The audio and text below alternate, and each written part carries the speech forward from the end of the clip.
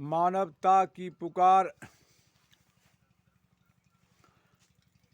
प्रिय एवं परम पूज्य समाज एवं देशवासियों, समाज के प्रबुद्ध बुद्धिजीवियों, विद्वानों, ज्ञानी विज्ञानी जनों, हम किसी जाति, किसी धर्म, किसी मत पंथ के लोग हों, मैं सबों को एक मानवता के नाते पुकार रहा हूँ। और मैं जो कुछ देख रहा हूँ, आत्म ज्ञान बिना गति मुक्ति नहीं, सुनो सकल दे कान, जो चाहो कल्याण को करो शीघ्र आत्मज्ञान। जब तक कि आत्मज्ञान का बोध नहीं होता है हमको, तब तक जो है हमारा जीवन कीट पतंग पशु की तरह यूं ही बीत जाता है। और आत्मज्ञान के ही बिना ये संपूर्ण संसार में ये जाति, धर्म, सांप्रदायिकता, मत पंथ की कोलाहल हो रहा है। इसी को जानने के लिए मनुष्य का शरीर सर्वश्रेष्ठ सुनहला अवसर साधन है। इसलिए मैं विनय करता हूँ कि हम सब जागे और आत्मा को पहचाने। आत्मा को जब जानेंगे तब परमात्मा को पहचानेंगे। आत्मा क्या है, इस पर हम सब अनुसंधान करें। जिस परमात्मा खुदा को, गॉड को हम खोज रहे हैं, वह मेरे ही हृदय में है और प्रत्यक्ष है। यह बोल रहा है, यह है, तब हम आपसे बात करते, आप हमारा बात को सुनते। सबको देख रहा है, सब कोई उनको नहीं देखता है, बिरला ही कोई उनको चिंतन मनन अनुसंधान करके जानता है। इसी को जानने के लिए मनुष्य का शरीर सर्वश्रेष्ठ सुनहला अवसर साधन मिला है। मनुष्य को छोड़ करके ऐसा साधन और किसी प्राणी को है? भाई आँख खोल के हम देखें तो जाड़े लगी स्वेटर, कोट, कंबल, अग्नि पजोर करके जाड़ा से हम मुक्त हो जाते हैं। मनुष्य को छोड़ करके ऐसा सुंदर साधन है कि और किसी प्राणी को जाड़ा, वर्षा, गर्मी से बचने के लिए आलीशान मकान बनाकर, बिजली, पंखा, बॉल जलाकर, मच्छरदानी लगा करके चैन से सोता है। मुड़ के देखिए तो मनुष्य को छोड़ करके ऐसा सुंदर साधन और किसी प्राणी को है? चढ़ने के लिए cycle, motorcycle, ambulance, Maruti, helicopter बना के आसमान में विचरण करता है। मनुष्य को छोड़ करके ऐसा सुंदर साधन है किसी प्राणी को? स्वास्थ्य बिगड़ गया, तरह तरह का औषध का अनुसंधान करके, अंग को काट छांट के स्वास्थ्य का इलाज करके स्वस्थ पहलवान बन जाता है। मनुष्य को छोड़ करके ऐसा सुंदर साधन है किसी प्राणी को? मन मस्तिष्क से अनुसंधान करके, मोबाइल बना करके देश विदेश से कौन बात करता है? शरीर बात करता है? जी नहीं। शरीर में जो चेतन आत्मा है, यह शरीर साधन से, मोबाइल साधन से, शब्द साधन से जो हमारा भाई या सगे संबंधी देश विदेश में रहता बात कर लेता, उधर शरीर बात नहीं करता, उसके अंदर में जो आत्मा है वही बात करता। इतना सुंदर साधन पा करके मनुष्य को आत्मज्ञान का बोध नहीं हुआ, तो मनुष्य को मनुष्य कहने की क्या अधिकार है? कीट पतंग पशुआन है तो क्या? अरे यही मानस अणु परमाणु, यही चेतन आत्मा अणु परमाणु, इलेक्ट्रॉन, प्रोटॉन, अल्फा, बीटा, क्या क्या अनुसंधान किया है? सबका अनुसंधान किया, और स्वयं का जो अनुसंधान नहीं किया। इसलिए इस देश के बड़े बड़े विद्वान, ज्ञानी विज्ञानी, ये सब दिशा विहीन चल रहे हैं। इनका दिशा का सुधार तब तक नहीं होगा जब तक स्वयं का बोध नहीं होगा कि मैं कौन हूँ। इसलिए इसका जीवन अधूरा रह गया।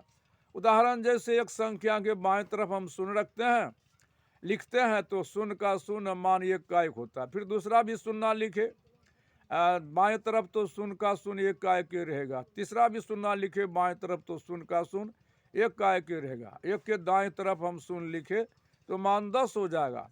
फिर एक के दाएं तरफ शून्य लिखे दूसरा 100 होगा।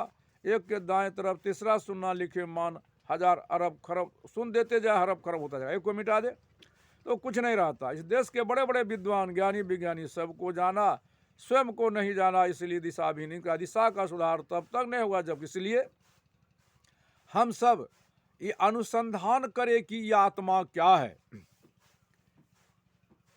तो सिद्ध हो जाता है जिस सर्वेश्वर खुदा गॉड को खोजते हैं उसका ही सत्ता चेतन है और प्रत्यक्ष है। जैसे अग्नि जब नहीं था तो प्राचीन अग्नि काठ में गौन था, हमारा पूर्वज वैसे कंचे मांस खाते थे। जब आंधी तोड़ तूफान आई, घना जंगल में लकड़ी, सूखी लकड़ी से टकराया तो घर्षण से अग्नि प्रकट हुआ और जंगल में आग लग गई। हमारा पूर्वज भागा और मुड़ के आया, देखा बहुत प्राणियों को झुलसा हुआ है। जब उनको खाया, स्वादिष्ट लगा तो अग्नि को ढक करके रखने लगा। बहुत हाल तक राख में ढक करके बहन लोग रखती थी। बाद में धीरे धीरे दिया सलाई का उपचार हुआ। अभी भी चिराग में तेल है, तेल में अग्नि है, कुछ नहीं बिगाड़ता है। सलाई में काठी है, काठी में अग्नि कुछ नहीं बिगाड़ता। तो वो अग्नि जब घसते हैं तो घर्षण से नहीं प्रकट होती है, तो प्रज्वलित चिराग से संधि कर देते हैं, तो अग्नि अभी भी प्रकट होता है। अब यहाँ चिराग में तेल है, तेल में लौ है, तेल है तब वो लौ हो रहा है, लौ नहीं, तेल नहीं तो लौ नहीं होगा। अब लौ जलाएगा तेल को कि तेल जलाएगा लौ को? कुछ लोग कहता है जो तेल जलाएगा लौ को, लेकिन नहीं, मैं कहता हूँ कि लौ जलाएगा तेल को। तेल भी नहीं जलता, धुआं में परिवर्तन हो जाता, उसमें ऑक्सीजन जलता है। ऑक्सीजन का भी 3 रूप, उष्मा, प्रज्वलित, अग्नि। तो उसमें तेल है तब लौ हो रहा है, और लौ तेल से अलग हो जाता है। जैसे फूल से पराग अलग निकलता है, जैसे बिजली का शक्ति बॉल से अलग प्रकाश होकर निकलता है, उसी प्रकार चेतन आत्मा अलग है। और यही आत्मा जैन, बुद्ध, ईसा, मूसा, व्यास, वशिष्ठ, हजरत, सल्तुसी, कबीर साहब के अंदर में थे।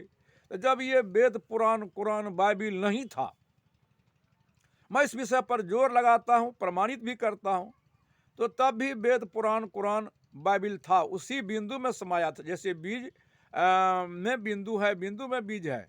बीज का, वृक्ष का संपूर्ण आकार प्रकार उसी बीज में है, कारण कार्य व्यवस्था उसी बीज में है, द्वंद्व 2 दाल उसी बीज में है, तीनों गुण उसी बीज में है, वह शक्ति स्वयं रूप लेता है। तो जब नहीं था तभी चेतन आत्मा प्रकट हुआ।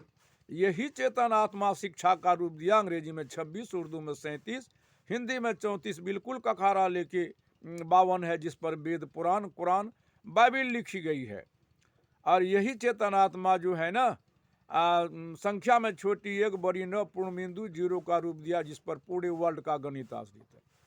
और मैं जो देखता हूँ, यही चेतन आत्मा जो है सारे तंत्र मंत्र, जादू टोना, भैया भवानी का यही रूप देने वाला है। यही चेतन आत्मा श्वेतनाथ, बद्री, मक्का, मदीना का स्थापना करने वाला है।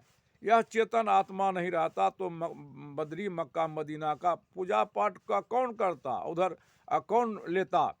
तो बंधुओं, इसका अनुसंधान करने के लिए आत्मा को कोई पैदा नहीं करता, प्रकट होता है, जैसे अग्नि प्रकट होता।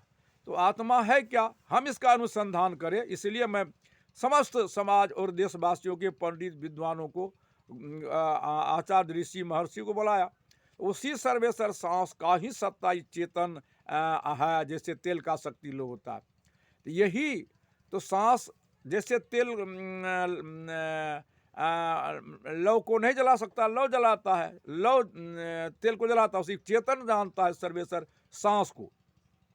तो सांस का ही सत्ता, यही सर्वेश्वर सांस, जिनको हम कहते हैं प्राकृतिक परम बिंदु का आकर्षण शक्ति है, और वह बिंदु स्वयं रूप लेता है। तो यही सांस कण कण और घट घट में अनवरत क्रिया करती है। तब हम भोजन लेते हैं, लार, रस, खून, मांस, मजा, हड्डी, चाम, रोम, तो बीज बनता है। बीज से वृक्ष, वृक्ष से बीज, नित बनता बिगड़ता, बनाने वाला वही सर्वेश्वर सांस है। और यही कण कण और घट घट में अनवरत क्रिया करती है। तब हम भोजन लेते हैं, तो यह सांस का को हम सांस कहेंगे, और चेतन को चेतन कहेंगे। तो यही चेतन जो है ना, तो सांस को हम जीव कहते हैं, सांस किसे, तेल को तेल कहते हैं, लौ को लौ कहते हैं। तो सांस का ही सत्ता ही चेतन है।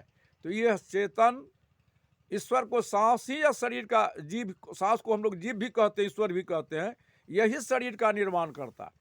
तो जैसे हम पुराना वस्त्र को छोड़ते हैं, नया वस्त्र का धारण करते हैं, पुराना गिरी का निर्माण करते, नया गिरी का निर्माण करते, पुराना गिरी छोड़ते हैं। क्यों छोड़ते हैं?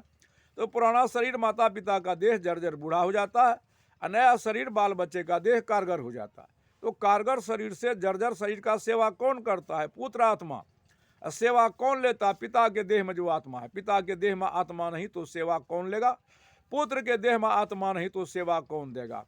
पुत्र के देह में आत्मा नहीं तो सेवा कौन देगा, पिता के देह में आत्मा नहीं तो सेवा कौन लेगा। तो मैं जो देख रहा हूँ, आत्मा ही कहीं माता है, आत्मा ही कहीं पिता है, आत्मा ही कहीं भाई है, आत्मा ही कहीं बहन है, आत्मा ही कहीं गुरु है, आत्मा ही कहीं चेला है। आत्मा है तब मैं आपसे कह रहा हूँ, आपको अंदर में आत्मा तब सुन रहे, तो पहले मार्गदर्शक गुरु जग गया। ये 84 लाख जोनी शरीर मैं जो देख रहा हूँ, सर्वेश्वर ईश्वर सांस ही निर्माण कर रहा है। उड़ता हुआ पक्षी के अंग में सांस अनवरत क्रिया करती है, तो चिड़िया विचरण करती है, उनके अंग में निर्माण होता है। सांस रुक गया, चिड़िया का प्राण छूट गया, निर्माण वहीं रुक गया। क्या वहाँ निर्माण होगा? तो कैसे होगा, इसलिए बताए। अब हम चलें, जल में जितने प्राणी है, मछली है, घड़ियाल हैं, सोस वगैरह रहता है, सांस क्रिया करती है, वह विचरण करती है, तब निर्माण होता है। सांस रुक गया, मछली का प्राण छूट गया, क्या वहाँ निर्माण होगा? होगा तो कैसे बताएं। इसके बाद हम चलें थलचर। थल में जितने प्राणी है, जैसे चाली रहता है, कांकोर रहता है, कछुआ रहता है, अजगर रहता है, कुछ मछली भी रहता है। सांस क्रिया करती है, तब उनके अंग में निर्माण होता है, विचरण करता, सांस रुक गया, प्राण छूट गया, निर्माण वहीं रुक गया। अब हम चले भू स्तर पर। चींटी से लेके चूहा, बिल्ली, बाघ, सिंह, सयार, हम आप सांस क्रिया करती है, तब हम हाँ हूँ बोल रहे हैं, निर्माण हो रहा है। सांस रुक गया, प्राण छूट गया, निर्माण वहाँ रुक जाएगा या होगा? होगा तो कैसे होगा। अब हम चले अस्थावर में, पेड़ पौधा में सांस क्रिया करती है, तब वो फूल फल छाया हवा देती है। सांस रुक गया, वृक्ष सूख गया, वहाँ निर्माण होगा तो कैसे होगा। तो इसलिए शरीर निर्माण करने वाला यही सांस का ही सत्ता ही चेतन है। चेतन क्रिया करती है, सांस क्रिया करती है, उसका सत्ता ही चेतन होता है। जैसे तेल से असत्ता अलग हो जाता है, ये शरीर से शरीर का निर्माण करता है। तो मैं पूछता हूँ धरती के पंडितों को, विद्वानों को, आचार्य ऋषियों को, वेदाचार गुरुओं को, मुझे बताएं, शरीर निर्माण करने वाला शरीर हो सकता है? होगा तो कैसे होगा। मोटर कार बनाने वाले कारीगर मोटर कार बन सकता है, वो बनेगा तो कैसे। रोटी बनाने वाली बहन कभी रोटी बन सकती है? कुम्हार भाई मिट्टी का बर्तन बनाता है, पकाने के लिए आवा लगाता, तो कुम्हार भाई आवा में कैसे घुसेगा। तो शरीर रूपी गाड़ी पर मौन ड्राइवर है, चेतन आत्मा मालिक है। जितने बाहर में शरीर है, उतना शरीर पर मन है। जैसे बाहर में जितने गाड़ी है, उतना ड्राइवर है। तो शरीर गाड़ी है, मौन ड्राइवर है, और सबके अंदर में वही चेतन आत्मा जो है असंख्य है। सबका पावर हाउस से तार जुड़ा हुआ है, प्राकृतिक ईश्वर से। सांस से अलग हम जी नहीं सकते हैं। तो ये धर्म गुरु कितना बड़ा विडम्बना है। ये धर्म गुरु जो वेद लिखा, वेद लिखा, तो वेद को लिखने वाला यही बड़ा है, तो वेद को लिखने बड़ा बड़ा होगा, पढ़ने वाला जानने वाला बड़ा होगा। दरअसल कवि साहब कहते हैं, वेद बड़ा की जिन उपजाया, राम बड़ा की राम ही जाना, ई मन बड़ा की जही मन जाना, भरम भरम कबीरा फिरे उदासा, तीरथ बड़ा की तीरथ की दासा। तो वेद बनाने वाला। इसलिए हम जब अनुसंधान करने के लिए, मैं समाज और देशवासियों को, कोई भी धर्म मत पंथ के लोग हों, हम इस विषय पर अनुसंधान करें, संशोधन करें, इनके लिए वैचारिक क्रांति करें, जन अदालत में फैसला जो सर्वमान्य हो उसका कार्य का रूप दें।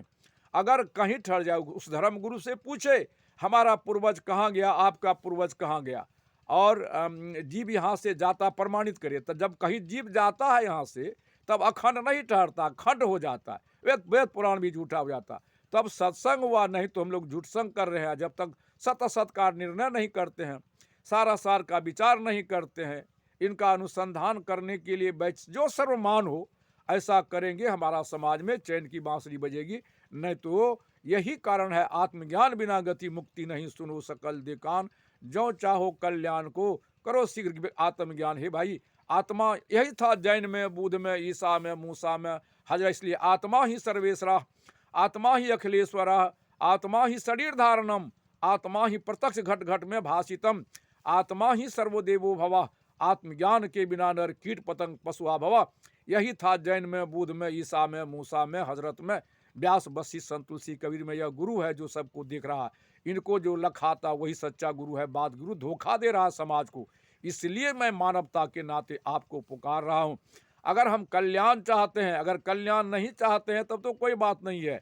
अगर कल्याण चाहते तो हम सब एक साथ आवें, नहीं तो कितनों अलग अलग हम डफली बजा लेंगे, चंडी जग विष्णु जग कुछ कर लेंगे, हमारा कल्याण नहीं होगा। कल्याण का किसी आपको तमाम नमस्कार बंदगी करता हूँ आप सबों से।